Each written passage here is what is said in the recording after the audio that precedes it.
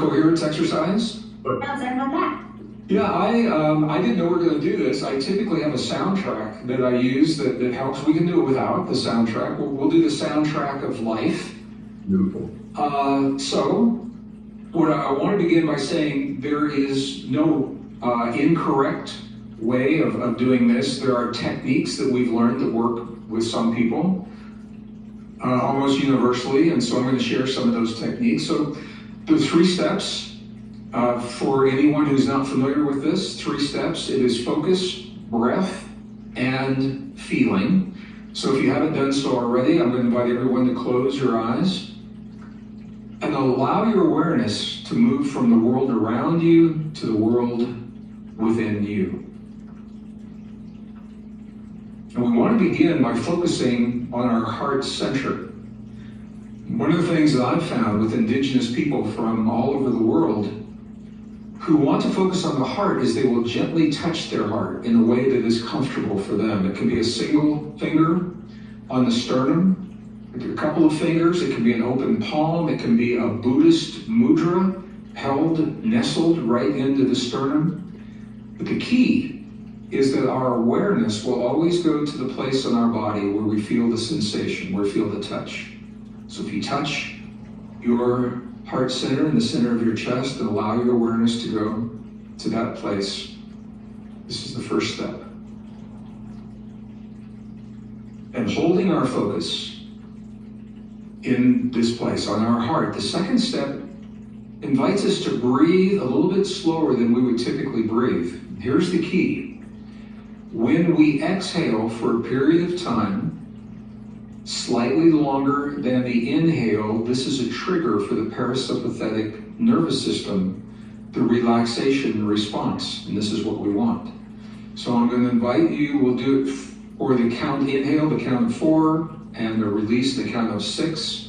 Let's just do this together with our focus on the heart. Breathe as if we're breathing from the heart. First breath, inhale, begin, and release.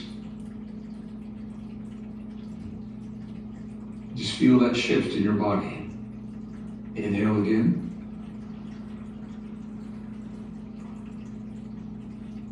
And release.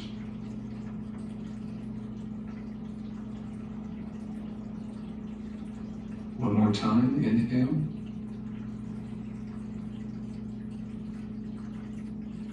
Release your breath. Just allow your body to settle into that rhythm. Again, inhale.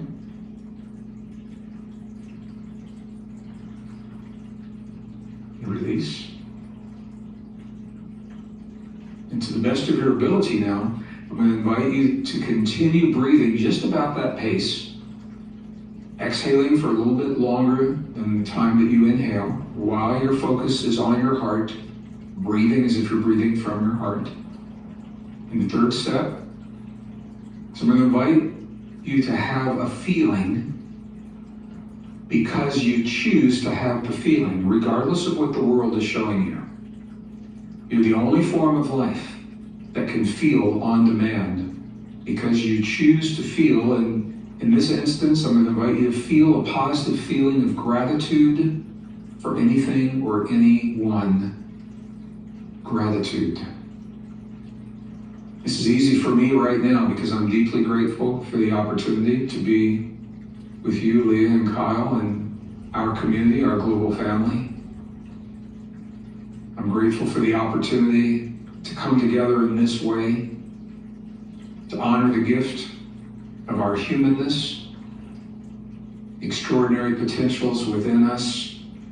Some members of our global family don't have this opportunity today, and they're just trying to make it through the end of the day, and on their behalf, we celebrate all of our humanness, and we uplift them as we uplift ourselves.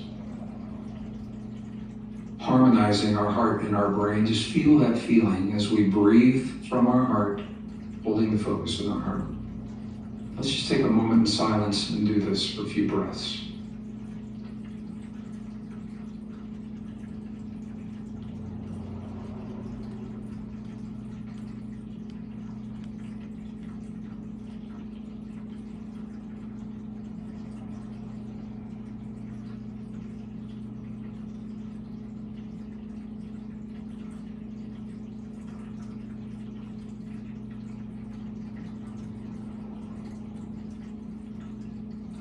Okay, and with one more inhale, a deep breath.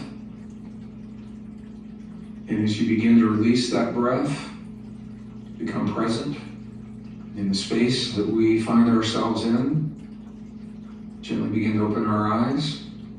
Allow that breath to release. Thank you so much, Greg.